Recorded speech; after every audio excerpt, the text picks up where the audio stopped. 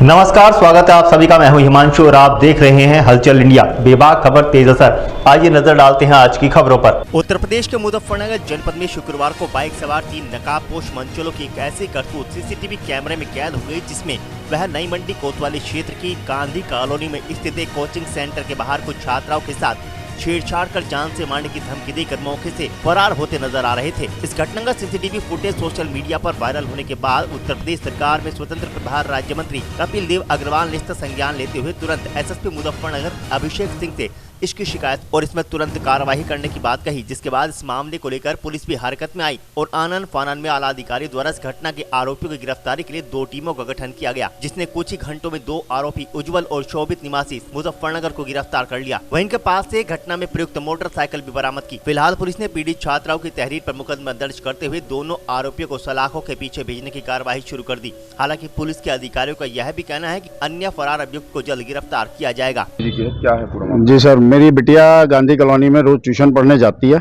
आज भी रोज की बात ही वो पढ़ने गई थी। वहाँ अचानक से मतलब वो लड़के गांधी कॉलोनी में घूमते हुए तो बच्चे रोज देखते हैं, लेकिन आज जैसे ही वो वहाँ ट्यूशन पे पहुंची, पीछे से आके उन्होंने अपनी बाइक रोकी। तीनों ने मुंह ढक रखा था अच्छे से और उनको बोला कि तुमने हमें गाली दी है, तुम रोज बदतमीजी करती हो। उन्होंने कहा भैया हमने तो आपको कुछ भी नहीं कहा, हम क्या आपको जानते हैं।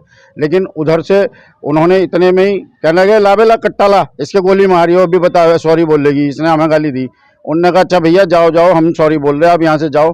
तो दूसरा अकड़ने लगा, हम यहीं बैठेंगे, हम बताएंगे। तो जैसे ही उन्होंने कहा भैया आपको सॉरी तो बोल दिया, अब तो जाने दो हमें। तो वो जैसे ही वो चले गए उस वक्त, तो उसके बाद तुरंत बिटिया ने मुझे फ़ोन किया अपनी सहेली के फ़ोन से कि पापा ऐसे ऐसे हो गया। तो उन्होंने एक फ़ोटो खींच के भेजा बाइक नंबर का। हम गुड़िया को लेने वहाँ पहुँचे, मैं और मेरा बेटा। तो हम जब गुड़िया को ट्यूशन से वापस लेके चले तो हम गली नंबर 12 में मुड़े, किसी वजह से हमें उधर जाना था। तो वहीं सामने वो लड़के खड़े थे फिर से और कह रहे आजा आजा, तुझे भी देखेंगे साले, इन्हें तो गोली मारेंगे ही।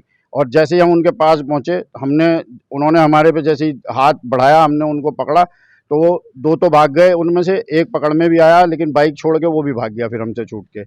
और भागने के बाद फिर हमने जाके चौकी में शिकायत दी। मेरे साथ भैया भी थे, अमित पटपटिया जी, जो कि मेरे एक बार कहने पे एकदम तुरंत मेरे साथ खड़े हैं और मेरे साथ चौकी पे गए, वहाँ रिपोर्ट वगैरह दी। उनकी बाइक भी वहाँ पे जमा की हम लोगों ने। और उसके बाद में हम अब चौकी यहाँ आए हैं, थाने पे रिपोर्ट दी है हमने उनके लिए। हमारी रिपोर्ट इन्होंने लिखी है। इसमें हम चाहते हैं कानूनी कार्रवाई सख्त से सख्त हो, क्योंकि वो हमें बेटी को भी और मुझे भी।